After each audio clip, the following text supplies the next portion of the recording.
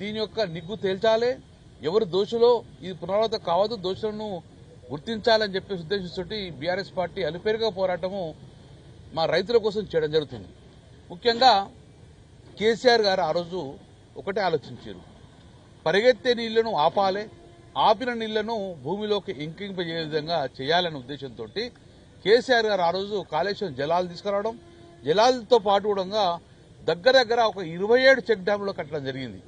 దాంతో రైతులకు ఆ నీళ్లు ఆగడం వలన గ్రౌండ్ వాటర్ టేబుల్ పెరిగి, బావుల్లో కానీ బోరుల్లో కానీ గ్రౌండ్ వాటర్ టేబుల్ పెరిగి లక్షలాది ఎకరాల పంట కూడా పెరగడం జరిగింది. చాలా మంది కూడా రైతులకు మేలు జరిగింది. ఈ రోజు కూడా దాని మీద ఆధారపడ్డ రైతులు మొన్న మేము పోతే నీళ్ళని వెళ్ళిపోయినాయి, మా ఆధారం ఏది అని చెప్పి క్వశ్చన్ చేస్తున్నారు. సుమారు 7 నుంచి 9 వేల ఎకరాలు కూడా సాగు చేసే అవకాశం ఉంది. కాబట్టి మా పరిస్థితి ఏంది అని చెప్పి అంటాను. మేము ఏ రాజకీయ పార్టీనో ఎవరినో వ్యక్తులను టార్గెట్ చేయడం కాదు, రైతుల గురించే మేము మాట్లాడుతున్నాం, రైతుల శ్రేయస్సు గురించి మాట్లాడుతున్నాం. కేసీఆర్ ఆలోచన ప్రకారము చెక్ డ్యామ్ కట్టడం వల్ల రైతులకు మేలు జరిగింది, మేము కడుతున్నాము, ఇది విధ్వంసం చేసుకుంటూ పోతారు. కాబట్టి ఇది తెలంగాణ రాష్ట్ర సంపద, ఇది ఏ వ్యక్తుల సంపద కాదు, తెలంగాణ రాష్ట్ర రైతాంగ సంపద, అంటే భారతదేశ సంపద. భారతదేశ సంపదను, రాష్ట్ర సంపదను విధ్వంసం చేసి పేల్చేస్తే ఇది పెద్ద నేరంగా పరిగణించాలని చెప్పేసి ఈ నేరం పరిగణించాలని చెప్పేసి ఇంతవరకు కూడా మనం ప్రెజర్ చేస్తున్నాము. కానీ ఎందుకో ఆలస్యత్వం వహిస్తున్నారు. ఇమ్మీడియట్ గా ఎంక్వైరీ స్టార్ట్ అయ్యి స్పీడప్ చేసే పరిస్థితి లేదు. కాబట్టి మేము ఎట్టి బస్సులో ఒక్కసారి టేకప్ చేసిన దాన్ని ఇట్లా వదిలేదు. కాబట్టి ఈ చెక్ డ్యామ్ను ఎవరు పేల్చిర్రు, ఎందుకు పేల్చిర్రు, కారణం ఏందనే విధంగా తెలుసుకోవాలని చెప్పేసి ఒకవైపు పొలిటికల్ గా ప్రజల చైతన్యం చేస్తాము, ఒకవైపు పోలీస్ కేసు చేసినాము, ఒకవైపు ఇప్పుడు జ్యుడిషియల్ ఎంక్వైరీ చేసుకొని నిజాలు నిగ్గు తేలవాలి, ఎవరు దీని వెనుక మాఫియా, ఎందుకు చేసిన మాఫియా అనే ధోరణిగా పెట్టాలని చెప్పి ఈరోజు మేము జ్యుడిషియల్ ఎంక్వైరీ కోసము ఎంక్వైరీ కోసము మేము డైరెక్ట్ ఇవ్వడం జరిగింది.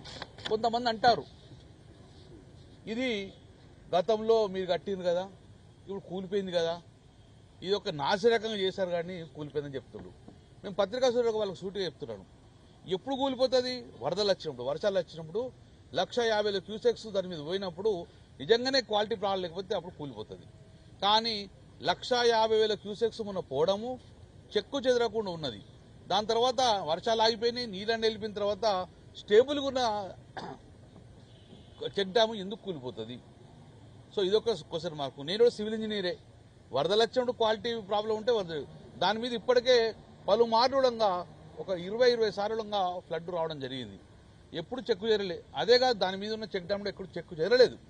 కానీ ఇదొక్కటే వర్షాలు తగ్గిన తర్వాత మళ్ళీ ఎండలు స్టార్ట్ అయిన తర్వాత నీళ్ళని పోయిన తర్వాత ఎందుకు పడిపోతుంది, అది మా అందరికి కూడా డౌట్, మాకే కాదు అధికారులకు అదే డౌట్ ఉంది. కాబట్టి సో దాని మీద ఎంక్వైరీ చేయడం జరిగింది. క్వాలిటీ పరంగా ఎలాంటి ఇబ్బంది లేదు, వరదకు కొట్టుకపోలేదు, ఇది నిజం. ఇది ఎందుకంటే గతంలో హుస్సేన్ మీ వాగు మీద పేల్చేస్తే రైతులందరూ దొరకబట్టుకున్నారు. కానీ ఇది అర్ధరాత్రి ఇది పడిపోయిందంటే డెఫినెట్గా పేల్చేసిందని చెప్పి అందరి భావన ఉన్నది, ప్రజల భావన ఉన్నది, రైతుల బాధ ఉన్నట్టు ఆ ప్రజల భావనను ప్రభుత్వం దృష్టికి తీసుకెళ్లాము, అధికారులు దృష్టి తీసుకున్నాం. కాబట్టి కలెక్టర్ గారు చెప్తున్నాము, నిష్పాక్షంగా మీరు దీన్ని ఎంక్వైరీ చేయండి, జ్యుడిషియల్ ఎంక్వైరీ చేయండి, ఇది FSL రిపోర్ట్ తీసుకోండి.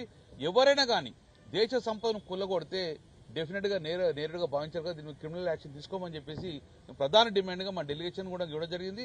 దీన్ని ఇంతటితో వదిలిపెట్టాం, రేపు డీజీపీని కలుస్తాం, డెఫినెట్ హైకోర్టుకు వస్తాం, కోర్టుకు వస్తాం. ఎందుకంటే ఇది రాష్ట్ర దేశ సంపద కాబట్టి, రైతుల సమస్య కాబట్టి ఎట్టి బస్సు దీన్ని వదిలే సమస్య లేదు.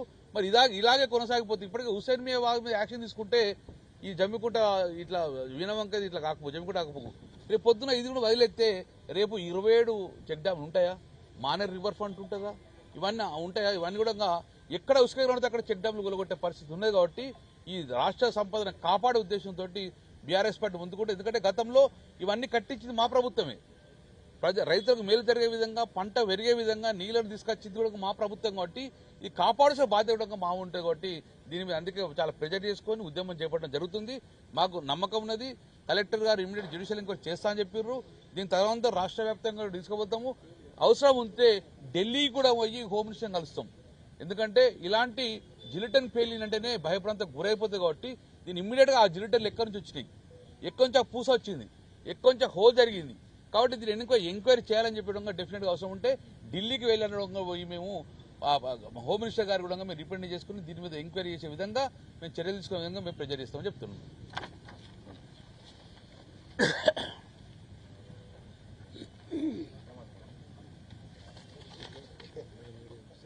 ఎలక్ట్రానిక్ మీడియా ప్రింట్ మీడియా మిత్రులందరికీ కూడా పేరు పేరున నా నమస్కారాలు తెలియజేస్తా ఉన్నాను.